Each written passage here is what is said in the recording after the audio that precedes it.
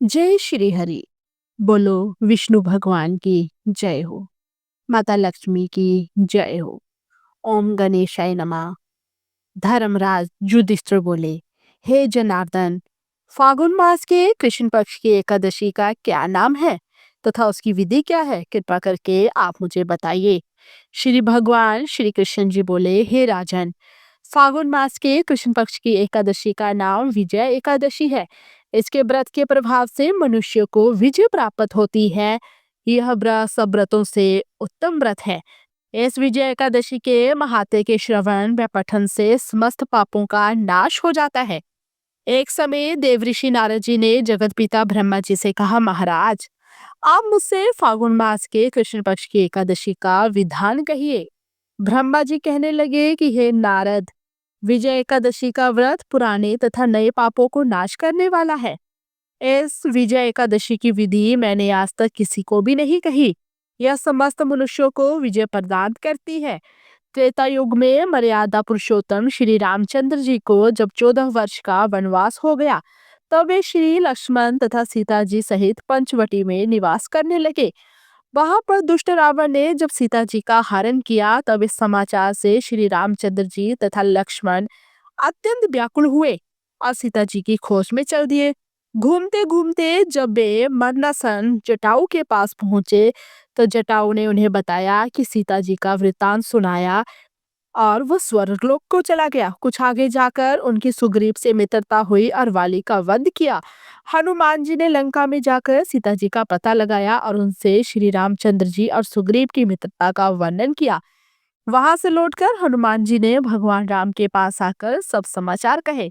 श्री रामचंद्र जी ने वानर सेना सहित सुग्रीव की संपत्ति से लंका को प्रस्थान किया। जब श्री रामचंद्र जी समुद्र के किनारे पहुंचे, तब उन्होंने मगरमच्छ आदि से युक्त उस अगाध समुद्र को लेकर देखकर लक्ष्मण जी से कहा कि इस समुद्र को हम किस प्रकार से पार करेंगे। श्री लक्ष्मण जी ने कहा, हे पुराण पुरुषोत्तम, आप आदि पुरुष हैं, सब कुछ जानते हैं। यहाँ से आधा योजन दूर कर तुम कुमारी द्वीप में बक्तालव्य नाम के मुनि रहते हैं। उन्होंने अनेक ब्रह्मा देखे हैं। आप उनके पास जाकर उसका उपाय पूछिए। लक्ष्मण जी के इस प्रकार के वचन सुनकर श्री रामचंद्र जी बकलाब्य ऋषि के पास गए और उनको प्रणाम करके बैठ गए। मुनि ने भी उनको मनुष्य रूप धारण किए हुए पुराण पुरुषोत्तम समझकर उनसे पूछा कि हे राम, आपका आना कैसे हुआ? रामचंद्र जी कहने लगे कि हे ऋषि, मैंने अपनी सेना सहित यहाँ आया हूँ और राक्षसों को जीतने के लिए लंका जा रहा हूँ। आप कृपा करके समुद्र पार करने का कोई उपाय बतलाइए। मैं इसी कारण आपके पास आया हूँ। बकलालब्य ऋषि बोले कि हे राम, फागुन मास के कृष्ण पक्ष की एकादशी का नाम उत्तम व्रत करने से निश्चय ही आपकी विजय होगी। साथ ही आप समुद्र भी अवश्य पार कर लेंगे।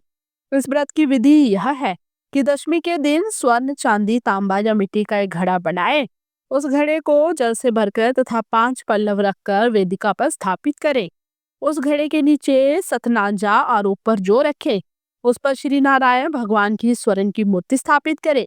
एकादशी के दिन स्नान आदि से निवृत्त होकर धूप, दीप, नैवेद्य, नारियल आदि से भगवान की पूजा करें। तत्पश्चात घड़े के सामने बैठकर दिन व्यतीत करें और रात्रि को भी उसी प्रकार बैठे रहकर जागरण करें। द्वादशी के दिन नित्य नियम से निवृत्त होकर उस घड़े को ब्राह्मण को दे दे।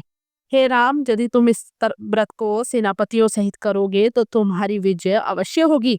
श्री रामचंद्र जी ने ऋषि के कथनानुसार इस व्रत को किया और इसके पहचा प्रभाव से दैत्यों पर विजय पाई। अतः हे राजन, जो कोई मनुष्य विधि पूर्वक इस व्रत को करेगा, दोनों लोकों में उसकी अवश्य ही विजय होगी। श्री ब्रह्मा जी ने नारद जी से कहा था कि हे पुत्र, जो कोई इस व्रत के महत्व को पढ़ता या सुनता है, उसकी वाजपेय यज्ञ का फल प्राप्त होता है। बोलो जय श्री हरि। सत्यनारायण भगवान की जय हो। हर हर महादेव। ओम गणेशाय नमः।